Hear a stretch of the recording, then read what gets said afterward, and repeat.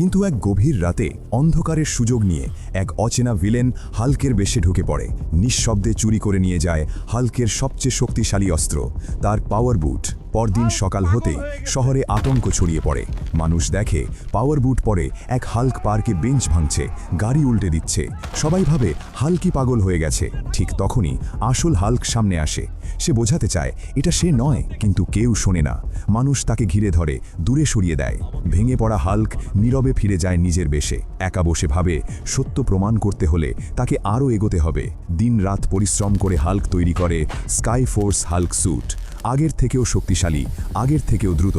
নতুন স্যুট পরে হাল্ক ভিলেনের সামনে দাঁড়ায়। ভয়ঙ্কর লড়াই শুরু হয়। আঘাতে আঘাতে শহর কেঁপে ওঠে, কিন্তু মানুষের অবিশ্বাস হাল্ককে দুর্বল করে দেয়। শেষ মুহূর্তে হাল্ক চিৎকার করে বলে,